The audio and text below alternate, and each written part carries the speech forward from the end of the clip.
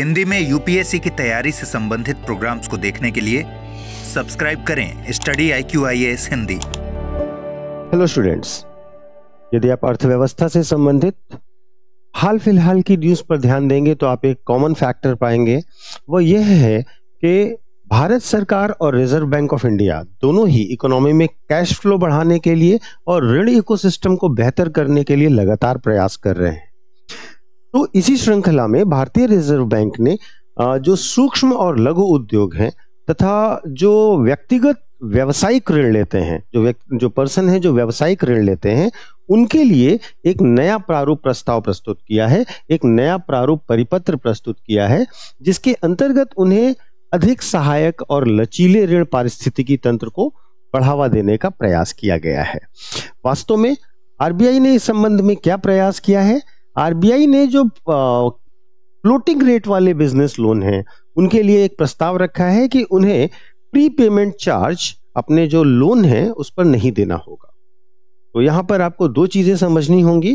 पहली चीज तो यह है कि जो फोरक्लोजर फीस है उसे जीरो करने का प्रस्ताव रखा गया है।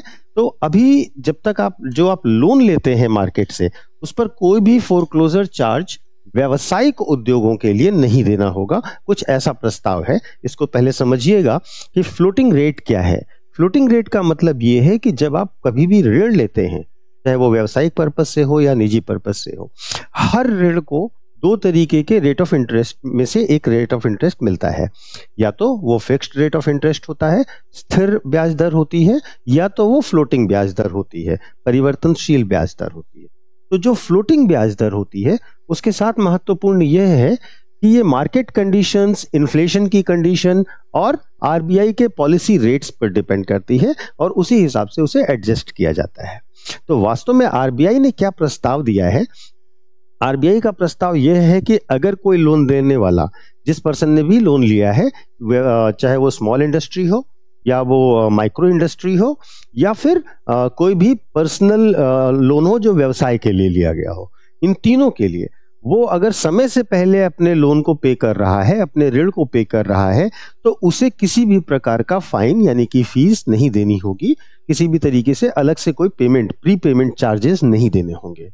यह नियम सभी व्यक्तिगत और सूक्ष्म और लघु जो उद्योग हैं उन पर लागू होगा और इससे क्या होगा कि ग्राहकों को अधिक स्वतंत्रता मिलेगी और ग्राहक जो लोन लेने वाले हैं वे ज्यादा बेहतर ढंग से अपनी फाइनेंशियल प्लानिंग कर सकेंगे और समय से पहले लोन भी चुका सकेंगे।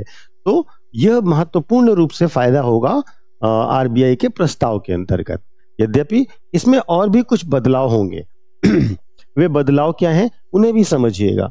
सबसे पहली चीज ये है कि आरबीआई का जो प्रस्ताव है वो ये कह रहा है कि टियर 1 और टियर 2 जो प्राइमरी अर्बन कोऑपरेटिव बैंक्स हैं उनको और बेस लेयर एनबीएफसीज को छोड़कर जो भी फाइनेंशियल इंस्टीट्यूशंस हैं इंडिया में और वे स्मॉल और माइक्रो इंडस्ट्रीज को लोन दे रहे हैं या पर्सनल बिजनेस लोन दे रहे हैं, उन सबको इस नियम को लागू करना होगा। दूसरी खास बात यह है कि इसमें आपको फ्लोटिंग रेट बिजनेस लोन पर प्री पेमेंट चार्ज नहीं लगेगा, चाहे लोन में कोई को एप्लीकेंट हो या ना हो। अब यहाँ पर महत्वपूर्ण रूप से आपको जानना चाहिए कि ये जो टियर 1 और tier 2 primary urban cooperative bank है, ये किसकी बात कर रहे हैं। उसके पहले आपको ये पता होना चाहिए कि वास्तव में जब भी कोई बैंक आपको लोन देता है, ठीक है, अगर वो फ्लोटिंग रेट पर दे रहा है, देखिए पर्सनल लोन और होम लोन के रेफरेंस में कोई भी प्री पेमेंट चार्जेस नहीं लेता है कोई भी बैंक। लेकिन जब वो बिजनेस लोन होते हैं तो वहां पे क्या होता है कि बैंक एक लॉक इन पीरियड रखते हैं। ठीक है, एक बैंक जो है वो लॉक इन पीरियड रखता है। इस लॉक इन पीरियड में क्या होता है कि इतने समय के पहले आप प्री पेमेंट नहीं कर सकते, क्योंकि अगर आपने लोन लिया, बैंक ने पूरे लोन को प्रोसेस किया, तो वो एक्सपेक्ट करता है कि लगभग इतना ब्याज हम इससे कमाएंगे, वही बैंक की इनकम है। लेकिन अगर आप प्री पेड कर देते हैं उस लोन को, टाइम से पहले पे कर देते हैं उस लोन को, तो बैंक को ब्याज का नुकसान होता है। तो बैंक क्या करता है, एक लॉक इन पीरियड रखता है। ठीक है, तो इस लॉक इन पीरियड वाले प्रोसेस को खत्म करने का बेसिकली ये प्रस्ताव है। यहाँ पर जो ये शब्द प्रयोग हो रहे हैं tier 1, tier 2 primary urban cooperative bank, इसको भी समझ लीजिए। वास्तव में जो अर्बन कोऑपरेटिव बैंक्स हैं, ठीक है, प्राइमरी अर्बन कोऑपरेटिव बैंक्स हैं, उनको 4 टीयर में बांटा जाता है, टीयर 1, टीयर 2, टीयर 3 और टीयर 4। टीयर 1 में वे सभी यूनिट जो शहरी अर्बन कोऑपरेटिव बैंक है जिसमें 100 करोड़ रुपए तक के जमा स्वीकार होते हैं, वे सभी आते हैं टीयर 1 में। टीयर 2 में 100 करोड़ से 1000 करोड़ रुपए तक के डिपॉजिट वाले आते हैं। टीयर 3 में 1000 से 10,000 करोड़ रुपए तक की जमा राशि वाले शहरी सहकारी बैंक आते हैं, जबकि टीयर 4 में 10,000 करोड़ से अधिक वाले जो सहकारी बैंक आते हैं। तो वास्तव में ये जो प्रपोजल है, ये प्रपोजल टीयर 1 और tier 2 primary urban cooperative society के लिए है। ठीक है, तो अब इससे क्या लाभ हो सकते हैं, हमारे जो स्मॉल और माइक्रो इंडस्ट्रीज हैं उन्हें क्या लाभ हो सकते हैं, और जो व्यक्तिगत तौर पर व्यावसायिक ऋण प्राप्त करता है उन्हें क्या लाभ हो सकते हैं। ठीक है, इस छूट से क्या होगा, इस तरीके की जो छूट मिल जाएगी उससे क्या होगा कि एक पहली बात यह है कि अधिक उधारकर्ता औपचारिक ऋण प्रणाली के अंतर्गत आ जाएंगे, और इस सेगमेंट में पहली बार विनियामक स्पष्टता हो जाएगी, यानी कि रेगुलेटरी क्लियरिटी हो जाएगी, जिससे क्या है कि जो हिडन चार्जेस होते हैं, जो छिपे हुए शुल्क होते हैं, ठीक है, जो बैंक्स और एनबीएफसीज बेसिकली चार्ज कर देते हैं और हमें पहले नहीं पता होते हैं ना, छिपे हुए जो चार्जेस होते हैं उसकी उस वाले जो समस्या है उससे हमें मुक्ति मिलेगी, उस जोखिम की कमी होगी।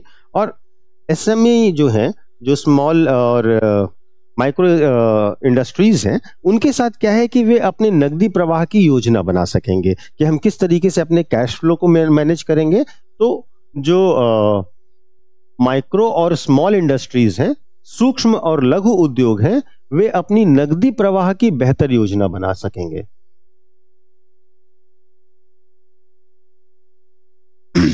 और इससे उनके व्यावसायिक परफॉर्मेंस पर भी असर पड़ेगा, प्लस प्रीपेमेंट हो जाएगा अगर लोन का, तो बैंकिंग सिस्टम के लिए भी अच्छा रहेगा, क्योंकि आप देख रहे हैं कि इस समय जो एनपीएज हैं उनकी समस्या भी बढ़ती जा रही है।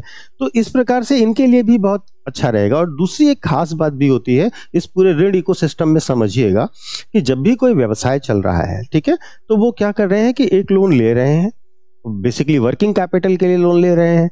अब जब वो लोन लेते हैं तो उनके साथ ये समस्या होती है कि उन्हें फर्दर लोन की जरूरत पड़ती है।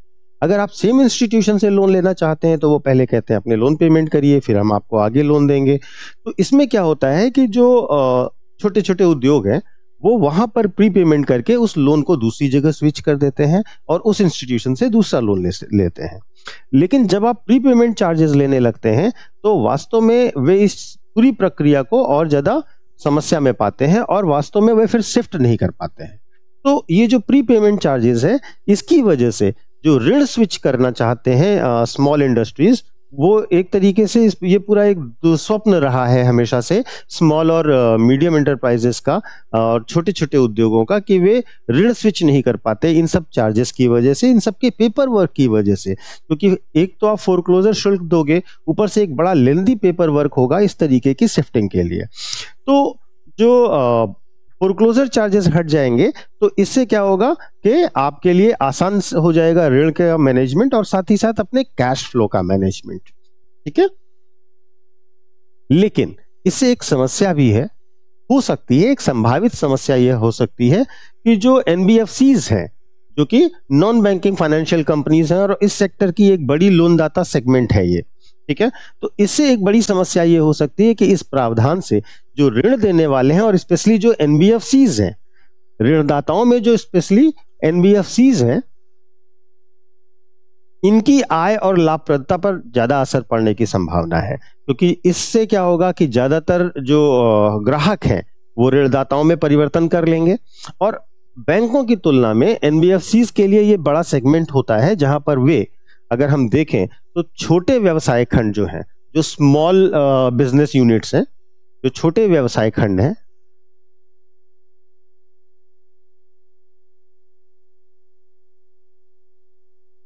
ये वास्तव में एनबीएफसीज की जो परिसंपत्तियां हैं या जो उनकी असेट का सिस्टम है उसका 5 से 25% का हिस्सा होते हैं। ये जो छोटे व्यवसाय खंड है ये एनबीएफसीज की असेट सेगमेंट का, ये जो एनबीएफसीज की असेट सेगमेंट है, एनबीएफसीज की जो परिसंपत्ति का स्तर है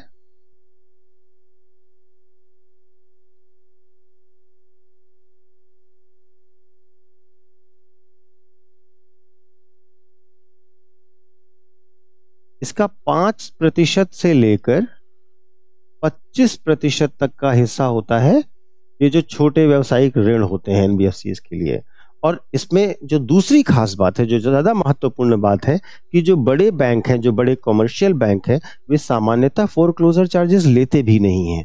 तो अब समस्या ये है कि बैंकों के पोर्टफोलियो में तो यह चीज ज्यादा महत्वपूर्ण है नहीं, लेकिन एनबीएफसीज के पोर्टफोलियो के लिए बहुत महत्वपूर्ण है। और सबसे महत्वपूर्ण तथ्य यह है कि जो ये लोन के फोरक्लोजर चार्जेस खत्म करने के लिए बात की गई है, वह महत्वपूर्ण रूप से याद रखिएगा आप कि ये 7.5 करोड़ रुपए तक के ऋण की बात की जा रही है इसमें। ठीक है, 7.5 करोड़ रुपए तक के ऋण के फोरक्लोजर चार्ज माफ करने की बात हो रही है। और यही सबसे बड़ा सेगमेंट है जो एनबीएफसीज को प्रभावित करेगा। तो इससे क्या हो रहा है कि जो जो एमएसई कारोबार है उस पर नेगेटिव असर पड़ेगा, इनके ऋण उत्पादों की लाभप्रदता कम होगी और ये निश्चित तौर पर प्रभावित होंगे, बुरे तरीके से प्रभावित होंगे अपने व्यावसायिक प्रोस्पेक्टस को लेकर के। अब इसमें जो शब्द इस्तेमाल हो रहे हैं उनके बारे में थोड़ा सा जान लीजिएगा, क्योंकि ये आपके लिए महत्वपूर्ण है। तो सबसे पहले आपको ये जानना चाहिए कि एनबीएफसीज होते क्या है, ठीक है, और एमएसएमई क्या होते हैं। तो सबसे पहले एमएसएमई के बारे में देख लीजिए। एमएसएमई का मतलब है सूक्ष्म लघु और मध्यम उद्यम, जो कि सूक्ष्म लघु और मध्यम उद्योग मंत्रालय के अंतर्गत आते हैं। इसको सरकार ने थोड़ा रेशनलाइज किया और नए क्राइटेरिया प्रस्तुत किए थे, जिसमें चाहे वो मैन्युफैक्चरिंग सेक्टर हो या सर्विस सेक्टर, दोनों सेक्टर्स के लिए सेम रूल बना दिए गए। पहले ये क्लासिफिकेशन में अलग अलग रूल्स हुआ करते थे। तो सूक्ष्म उद्योग वे उद्योग होते हैं जिनमें 1 करोड़ से कम का निवेश हो और जिनका एनुअल टर्नओवर यानी कि वार्षिक टर्नओवर 5 करोड़ से कम हो। जबकि लघु उद्योग वे उद्योग होते हैं जो 10 करोड़ रुपए से कम का निवेश हो और 50 करोड़ रुपए तक का एनुअल टर्नओवर हो। इसी के साथ मध्यम उद्योग वे होते हैं जिनमें 50 करोड़ तक से कम का निवेश हो और एनुअल टर्नओवर इनका 250 करोड़ रुपए से कम हो। तो इस तरीके से एमएसएमई का क्राइटेरिया होता है। और एमएसएमई के क्राइटेरिया और एमएसएमई को लेकर के प्रश्न, क्योंकि एक बहुत बड़ा सेगमेंट है स्पेशली एम्प्लॉयमेंट जनरेशन और कैश फ्लो मैनेजमेंट के लिए इकोनॉमी में, तो इसके क्वेश्चंस आपको इकोनॉमी के सेगमेंट में लगातार देखने को मिलते हैं।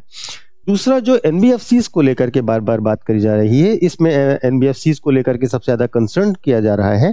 तो एनबीएफसीज के बारे में जान लीजिएगा कि जो एनबीएफसीज होते हैं, जो नॉन बैंकिंग फाइनेंशियल कंपनीज होते हैं, ये कंपनी एक्ट 1956 के अंतर्गत रजिस्टर्ड कंपनी होते हैं। ठीक है, ये लीजिंग, खरीद, बिक्री, बीमा व्यवसाय, चिट फंड जैसे कामों को करते हैं। एनबीएफसीज के साथ महत्वपूर्ण यह है कि इनको जो है 4 कैटेगरीज में बांटा गया है। बेस लेयर, जिसके लिए ये रूल लागू हो रहा है, बेस लेयर एनबीएफसीज वे होते हैं जिनकी परिसंपत्ति 1000 करोड़ से कम होती है और ये कम से कम विनियामक मंजूरी के बिना काम करते हैं, मतलब इनके पर विनियामक मंजूरी की ज्यादा आवश्यकता नहीं होती है। लेकिन बेस लेयर के अतिरिक्त मिडिल लेयर, अपर लेयर और टॉप लेयर के भी एनबीएफसीज होते हैं। आपको महत्वपूर्ण रूप से जो याद रखना है वो है कि एनबीएफसीज डिमांड डिपॉजिट एक्सेप्ट नहीं करेंगे, ये किसी भी तरीके के चेक और ड्राफ्ट जारी नहीं करेंगे, ये बैंक नहीं है, ध्यान रखिएगा।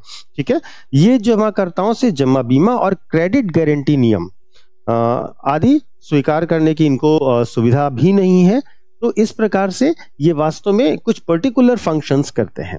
तो यह इस टॉपिक से रिलेटेड जो शब्दावलियां थी, किस तरीके से लोन को लेकर के हमारी इकोनॉमी प्रभावित होगी और जो माइक्रो और स्मॉल इंडस्ट्रीज हैं उनके लिए कैसा एक बेहतर ऑफर है, ये इस लेक्चर में मैंने डिस्कस किया।